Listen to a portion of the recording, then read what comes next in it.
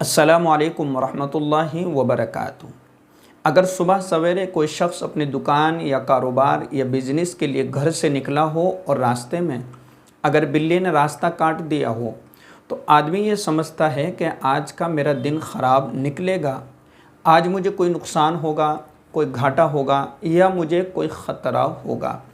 دیکھیے، بلی کے راستہ کاٹ دینے سے اور بلی کے سامنے گزرنے سے اس کا تعلق اسلام سے کچھ بھی نہیں ہے، نہ اس کی کوئی حقیقت ہے اور نہ اسلام سے، شریعت سے۔ اسی طریقے سے انسان کی اچھائی یا برائی سے اس کا کوئی بھی تعلق نہیں ہے۔ بس لوگوں نے ایک بات بنا لی، ایک بات بن گئی اور وہ چل پڑی ہے اور چلتی چلی جا رہی ہے کہ بس بلی نے راستہ کاٹ دیا تو آدمی یہ سمجھتا ہے کہ آج کا میرا دن خراب نکل جائے گا، آج کا دن میرا خراب ہوگا یا مجھے نقصان ہوگا یا مجھے کوئی تکلیف پہنچے گی۔ دیکھیں، ان تمام چیزوں سے ہمیں بچنا ہے۔ یہ ہمارے درمیان میں اور عوام میں، اسی طریقے سے لوگوں میں، معاشرے میں ایسی باتیں بہت زیادہ عام ہو چکی ہے۔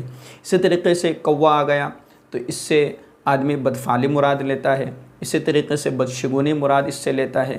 اسی طریقے سے کوا اگر دیوار پر آ کر کے بیٹھ گیا تو لوگ یہ باتیں کرتے ہیں کہ آج کوئی مہمان آنے والا ہے۔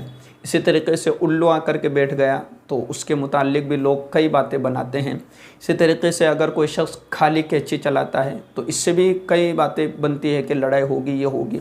تو ان تمام چیزوں کا اسلام سے، انسان کی طبیعت سے سمجھیے یا انسان کے کسی اچھے عمل یا برے عمل سے ان چیزوں کا کوئی بھی تعلق نہیں ہے، بلکہ انسان کو کوئی بھی تکلیف یا کوئی بھی نقصان یا کوئی بھی گھاٹا ہوتا ہے تو اس کے عمل سے، یا سمجھیے کہ اس کے خود کی کسی غلطی کی وجہ سے اس کو نقصان پہنچتا ہے، یا اس کے مقدر میں اگر لکھا ہو تو اس کے مقدر میں یا تقدیر کی وجہ سے اس کو کوئی نقصان پہنچتا ہے۔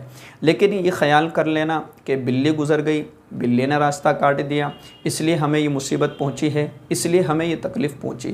آپ یہ بھی تو خیال کر سکتے ہیں اپنے ذہن میں کہ اگر بلی نے ہمارا راستہ کاٹ دیا ہے اور ہم گزر رہے ہیں تو ہم نے بلی کا راستہ کاٹ دیا تو کہیں بلی کا تو نقصان نہیں ہو، کہیں بلی کو تو تکلیف نہ پہنچ جائے۔ تو یہ ساری باتیں فالتو کی باتیں ہیں، ان کا بس یہ اپنی طرف سے لوگوں نے بنا رکھی ہے، بات چل پڑتی ہے، چلاتے رہتے ہیں۔ اس لیے ہمیں ان تمام چیزوں سے بچنا ہے، پرہیز کرنا ہے اور ہمیں صحیح اسلام پر عمل کرنا ہے۔ صحیح طریقے سے ہم کو دین کو سمجھنا ہے کہ دین ہے کیا اور دین میں کیا کیا باتیں ہیں، اسلام میں کیا کیا باتیں ہیں، کن باتوں کا ہمیں حکم کرتا ہے، کن باتوں کو ہمیں کرنا چاہیے، کن کاموں پر عمل کرنا چاہیے، کن چیزوں پر عمل کرنا چاہیے، کن چیزوں سے رکنا چاہیے۔ یہ چیزیں ہیں جو ہمیں سمجھنے کی ہیں۔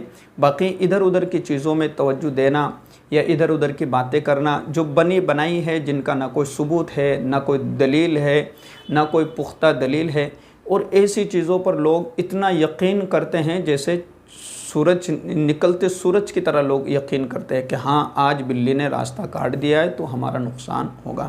اس لیے ان چیزوں کا اسلام میں، شریعت میں، اسی طریقے سے انسان کے کسی عمل سے کوئی تعلق نہیں ہے۔ اس لیے اللہ سے دعا کرے کہ اللہ رب العزت ہم سب کو صحیح دین سمجھنے کی توفیق عطا فرمائے اور اللہ ہم سب کو صحیح طریقے سے عمل کی بھی توفیق نصیب فرمائے اور صراط مستقیم یعنی سیدھے راستے پر چلنے کی بھی توفیق نصیب فرمائے۔